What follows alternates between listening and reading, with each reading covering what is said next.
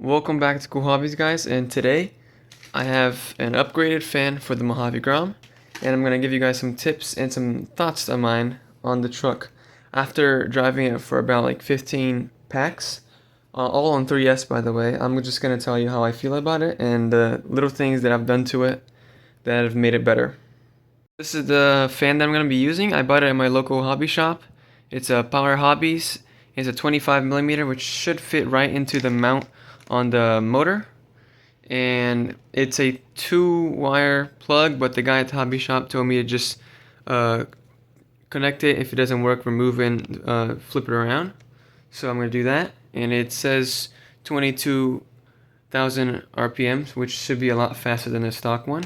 The reason I'm doing this is that the motor stays at a decent temperature, but the ESC gets really hot really quick, so I can only run it for like 2.5 minutes to 3, and then I have to wait for it to cool down. And if it's not windy, it takes a long time to cool down. So yeah, see you in a second. I'm gonna install it and see how it looks. Alright guys, first I removed the 3 wires from the ESC that connect to the motor. After I did that, there's only one little bolt that you can see here in this photo. And after you remove that, you can see the mount, and you just pull out the fan, disconnect it from the ESC, and mount the other one in. This is a 25mm, and it actually went right into the older mount, and I was able to just fit it perfectly in there, no problem, only one screw. Alright guys, time for the moment of truth. I just have it installed in there. I'm going to show you guys how I did it. I have some photos of the process. I put a zip tie on the wire, but here we go. Let's see.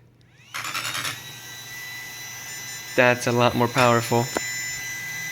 Yeah, that's a lot more powerful. You can feel it all the way back here. Yeah, it's pretty good. That's awesome. Keep that. It's gonna keep the motor cool. It's gonna keep the ESC cool. Perfect. Now that that's done, another thing that I did. This was like more of a DIY mod. I know there's some skid plates out there to buy, but at the moment I didn't want to spend any money on it. So I went ahead and I took some, like, what do you call it? Some just containers that I was gonna throw away, and I cut them out for the shape of the skid plate, and I did the same for the front. This, I actually had to go through 2 versions of this and 2 versions of these as well because they kept coming off. So what I did is I made these go all the way to the edge of the bumper so nothing gets under it and pulls it off. And then for this one, I had 2 problems. First of all, it kept like ripping off. So what I did is I bent it down so that it's constantly pushing against the chassis, so almost nothing gets under it. And the second problem was that like the rocks hit right here, so I had no tape on there. I had tape here and here, and so when the rocks hit that, it just exploded and ripped everything off. So I put some double-sided tape under there, and it's been holding up to right now 3 batteries. So that's one of the mods that I've done. Another thing is that for the steering, I lost steering yesterday as I was driving it, and I went to my hobby shop. I'm kind of new to this, so I didn't know, but it was binding a lot. Like, it was getting stuck because there's a bunch of dirt and sand inside the steering components. And what I was told is I'm supposed to put something like dry grease or graphite or something. So that's what I'm gonna do, so it doesn't get locked up and put a lot of stress on the servo. But yeah, so far nothing broke. And another thing that I also did was the suspension, right? So I tightened these down a little bit so it's a lot tighter. And then for the rear, I also tightened it a little bit. And I actually ended up having to get some shock oil and fill it up all the way because it was getting like really bouncy. I would do this and the chassis would hit the ground and it would bounce a little bit.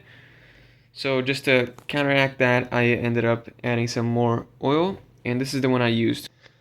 This is what I used. I got it at the hobby shop as well. It's a Team Losi. It is 80 weight, 1014 CST, and it's really good. It's just a tiny bit more than the stock, and it holds up pretty well. Yeah, this is how the chassis is looking after like 15 packs that I put through it. The suspension arms, everything's really good, really high quality, nothing broke.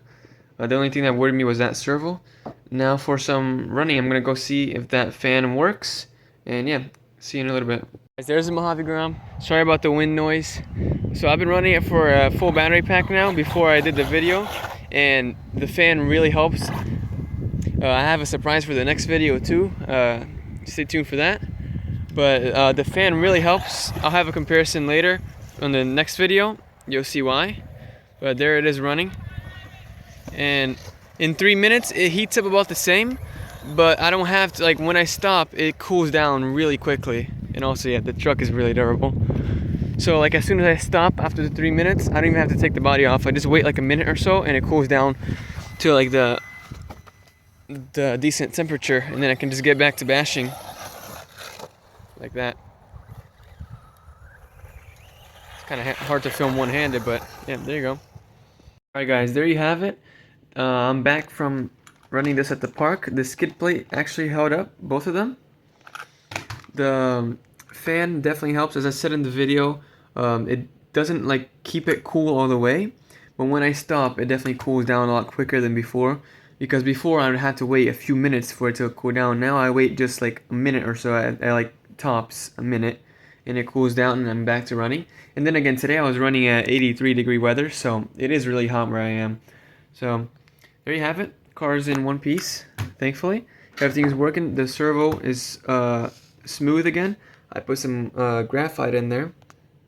And yeah, I'll see you in the next video. Like, comment, share, subscribe.